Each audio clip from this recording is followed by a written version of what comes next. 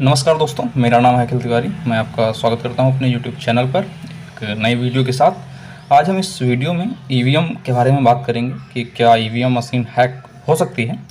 तो ये वीडियो इसी पर होने वाला है। तो चलिए इस वीडियो को शुरू करते हैं। अगर हम ईवीएम की बात करें तो ईवीएम का फुल फॉर्म होता है इलेक्ट्रॉनिक वोटिंग मशीन। अगर हम भारत में ईवीएम के इतिहास की बात करें तो हमें आज से लगभग 42 साल पहले मतलब 1980 में जाना होगा, जब भारत में MB हनीफा जिन्हें पहले भारतीय ईवीएम की आविष्कार किया था। उन्होंने इसे 15 अक्टूबर 1980 को इलेक्ट्रॉनिक संचालित मतगणना मशीन के नाम पर इसका रजिस्ट्रेशन, इसका पंजीकरण करवाया था। इनके द्वारा बनाए गए मूल डिजाइन को तमिलनाडु के 6 शहरों में जनता के लिए सरकारी प्रदर्शनी में रखा गया था। 1989 में भारत निर्वाचन आयोग ने electronics corporation of India limited के सहयोग से ईवीएम बनाने की शुरुआत की। भारत में ईवीएम का पहला प्रयोग केरल के उत्तर पारावूर विधानसभा क्षेत्र के 50 मतदान केंद्रों में हुए उपचुनाव में किया गया था। इसके बाद 2004 से लोकसभा व विधानसभा चुनाव में भी ईवीएम का प्रयोग किया जाने लगा, परंतु इस समय तक वीवीपीएटी का प्रयोग नहीं होता था। अब वीवीपीएटी क्या है? तो वीवीपीएटी का फुल फॉर्म होता है मतदाता सत्यापित पेपर ऑडिट ट्रायल। इस प्रणाली वाले जो ईवीएम का प्रयोग 2004 से पहले नहीं होता था। 2014 के लोकसभा चुनाव में 8 संसदीय निर्वाचन क्षेत्रों में इसका प्रयोग किया गया था। वीवीपीएटी वो होता है जिसमें व्यक्ति जिसे वोट देता है उसके नाम की उसमें पर्ची निकल कर आ जाती है। इस पर्ची को आदमी अपने पास रख नहीं सकता, इसे निकाल नहीं सकता। बस उस व्यक्ति को इस संतुष्टि हो जाती है कि उस व्यक्ति ने जिसे वोट दिया है उसे ही वोट पड़ा है या नहीं। आगे अगर हम ईवीएम के स्ट्रक्चर की बात करें तो ईवीएम के 2 मुख्य भाग होते हैं, कंट्रोल यूनिट और वोटिंग यूनिट। ये दोनों भाग एक 5 मीटर लंबे केबल तार से जुड़े होते हैं। कंट्रोल यूनिट मतदान केंद्र में पीठासीन अधिकारी के पास होता है तथा वोटिंग यूनिट मतदान कक्ष में रखी होती है। ईवीएम में जो ऑपरेटिंग प्रोग्राम का प्रयोग किया जाता है वो सिलिकॉन का बना होता है। ईवीएम की कार्य की बात करें तो ईवीएम एक 6 वोल्ट की एक साधारण बैटरी से चलता है, जिसे भारत इलेक्ट्रॉनिक लिमिटेड बेंगलोर में निर्मित किया जाता है। एक ईवीएम में मैक्सिमम 3840 मतों का रिकॉर्ड कर सकते हैं और अधिकतम 64 उम्मीदवारों के नाम एक ईवीएम में हो सकती है। अगर हम इस बात को थोड़ा विस्तार से समझें तो एक ईवीएम में 4 इकाइयाँ होती हैं और प्रत्येक इकाई में 16 उम्मीदवारों के नाम होते हैं। ईवीएम एक व्यक्ति एक मत के सिद्धांत पर कार्य करता है, मतलब कि यदि कोई व्यक्ति एक से अधिक बार किसी भी बटन को दबाता है तो वह मत पूर्ण रूप से अवैध हो जाता है। ईवीएम में ना कोई इंटरनेट और ना ही वाईफाई और ब्लूटूथ कनेक्शन होता है, ताकि दूर से कोई इसमें असुरक्षा पैदा ना कर सके। अगर हम आगे ईवीएम के डिस्ट्रीब्यूशन की बात करें तो जैसे ही भारत में कहीं इलेक्शन की डेट आती है तो भारत इलेक्ट्रॉनिक लिमिटेड इसका डिस्ट्रीब्यूशन शुरू कर देता है।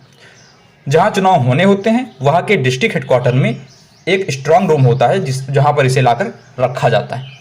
स्ट्रांग रूम बहुत ज़्यादा सुरक्षित एक रूम होता है जिसकी सुरक्षा में कई पुलिस बल और 24 घंटे सीसीटीवी कैमरा लगे हुए होते हैं। क्योंकि हर ईवीएम का एक सीरियल नंबर होता है, इसलिए कौन सी ईवीएम कहां पर जाएगी, किस पोलिंग बूथ पर जाएगी, या पहले से निर्धारित नहीं होता है। अतः पहले से इसमें कोई गड़बड़ी नहीं की जा सकती या इसकी संभावना बहुत ही कम होती है, बिल्कुल नहीं होती। जब ईवीएम स्ट्रांग रूम में रखी जाती है तो उस समय वहाँ के अधिकारियों के अलावा प्रत्येक पार्टी के रिप्रेजेंटेटिव का वहाँ पर होना अनिवार्य है। इलेक्शन डेट तक यह कमरे की 24 घंटे उस कमरे की 24 घंटे लाइव रिकॉर्डिंग चलती रहती है, जिसे कोई भी व्यक्ति किसी भी समय जाकर चेक कर सकता है। जब इलेक्शन की डेट पास आ जाती है तो उसे स्ट्रांग रूम से निकाल कर अलग अलग विधानसभाओं में ले जाया जाता है और वहाँ पर बने स्ट्रांग रूम में पहले की तरह ही सेम प्रक्रिया होती है और वहाँ पर रखा जाता है। और फिर उसके बाद इसे अलग अलग मतदान केंद्रों पर जहाँ पर वोटिंग होनी होती है वहाँ पर इसे कड़ी सुरक्षा में पहुँचा दिया जाता है। आगे अगर हम बात करें कि चुनाव समाप्त होने के बाद ईवीएम का कार्य क्या होता है, तो जब मतदान केंद्र पर अंतिम मत पड़ जाता है तो पीठासीन अधिकारी कंट्रोल यूनिट पर अंकित क्लोज बटन को दबा देता है। उसके बाद किसी भी स्थिति में मतदान नहीं हो सकता। मतदान समाप्त होने के बाद ईवीएम को पूरी सुरक्षा के साथ सील बंद कर दिया जाता है। इस समय वहां के अधिकारियों के अलावा पार्टी के एजेंट रिप्रेजेंटेटिव का उपस्थित रहना अनिवार्य है। सभी की सहमति पर अधिकारी ईवीएम को सील करता है। सील करने के लिए एक विशेष प्रकार का कागज, जो कि करेंसी कागज की तरह होता है, उसका प्रयोग किया जाता है। इन कागजों पर विशेष करके खास नंबर अंकित होता है। उसके बाद अंकित होता है, जैसे कि करेंसी कागज पर भी आप नोटों पर देखते होंगे विशेष नंबर एक होता है, उसी तरह इन कागजों पर भी एक खास नंबर अंकित होता है। और उसके बाद परिणाम वाले हिस्से को धागे से बंद किया जाता है और फिर पीतल की सील लगाकर ईवीएम को पूरी तरह से सीलबंद कर दिया जाता है। फिर इसे उसी प्रकार पुनः स्ट्रांग रूम में कड़े सुरक्षा घेरे के अंदर मतगणना तारीख तक के लिए रख दिया जाता है। और अगर हम आगे काउंटिंग के दिन की बात करें तो उस दिन पहले सभी अधिकारियों व पार्टी के रिप्रेजेंटेटिव के सामने स्ट्रांग रूम का दरवाज़ा खोला जाता है। फिर सबके सामने ही हर ईवीएम की सील की जांच भी होती है। सबकी सहमति जब इस पर हो जाती है तब ईवीएम को खोला जाता है और फिर वोटों की गिनती शुरू की जाती है। अगर हम बात करें कि क्या ज़्यादा सही है, ईवीएम या बैलेट पेपर, तो इस विषय पर सभी लोगों के अपने अपने अलग अलग मत होंगे। जो मेरा मानना है वह यह है कि देखा जाए तो वर्तमान में भारत में लगभग 911 मिलियन रजिस्टर्ड वोटर हैं, जो कि अमेरिका के रजिस्टर्ड वोटर के 4 गुना के बराबर हैं। और भारत में तो आए दिन ही किसी न किसी राज्य में चुनाव होते रहते हैं। तो इस प्रकार अगर हम हर बार मतदान में बैलेट पेपर का प्रयोग करते हैं तो इसके लिए करोड़ों बैलेट पेपर तैयार किए जाते हैं। और इसके बाद कई बैलेट पेपर को तैयार करने के लिए कई पेड़ कटते हैं, जिससे उसकी कागज़ की तैयारी होती है। उसके बाद कई कर्मचारी इसमें लगते हैं और जो रिजल्ट वाला दिन होता है उसमें कई लोग मिलकर 2-3 दिन में लगभग वोटों की गिनती होती है। तो ये काम काफ़ी लंबा और काफ़ी खर्चीला हो जाता है। क्योंकि ये एक बार का काम भारत में है नहीं, भारत में आए दिन वोट इलेक्शन होते रहते हैं, इसलिए यह काम थोड़ा सा ज़्यादा पेचीदा पड़ जाता है।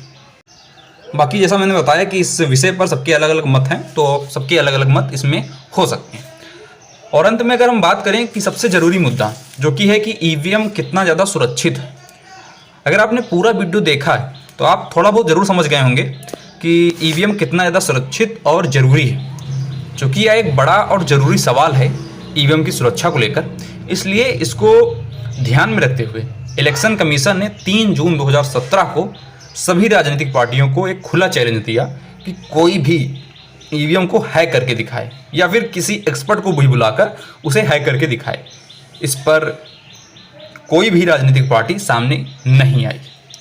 अगर हम भारत के बाहर देखें तो यूनाइटेड स्टेट ऑफ अमेरिका में लगभग 64% राज्यों में ईवीएम बैन है। जर्मनी में पूरी तरह से बैन है और इसके साथ आयरलैंड में भी यह बैन है।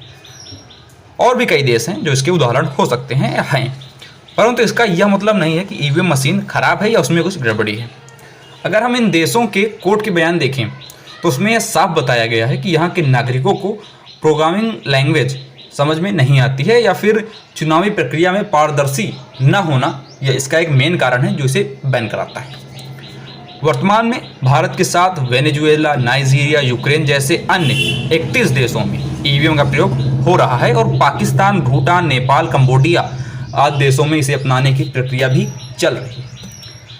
जब भारत में कई राजनीतिक पार्टियों ने इसके खिलाफ, ईवीएम के खिलाफ सुप्रीम कोर्ट में PIL डाली तो सुप्रीम कोर्ट ने इसे खारिज करते हुए ईवीएम की तारीफ की।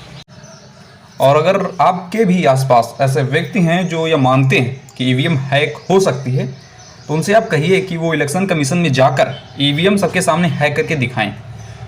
और यह नहीं कर सकते तो लोगों को भड़काने का काम बिल्कुल मत करें। तो बस इस छोटे से वीडियो में बस इतना ही। मैं आशा करता हूं कि आप ईवीएम मशीन से जुड़ी हर ज़रूरी बातों को समझ गए होंगे। और अगर अभी आपके पास कोई ऐसा डाउट है, कोई भी संदेह है, तो आप कमेंट में उसे बता सकते हैं। और वैसे यह विषय काफ़ी बड़ा है, अगर आप चाहते हैं कि थोड़ा सा और डिटेल के साथ इस पर एक और वीडियो मैं बनाऊं तो कमेंट में ज़रूर बताइएगा। लेकिन उसके लिए आपको इस वीडियो को 100 लाइक तक पहुंचाना होगा, ये एक टारगेट है। और बस इतना ही इस वीडियो में। बाकी मेरा नाम है अखिल तिवारी। मिलते हैं अगले रविवार एक नए टॉपिक के साथ। तब तक के लिए धन्यवाद। जय हिंद, जय भारत।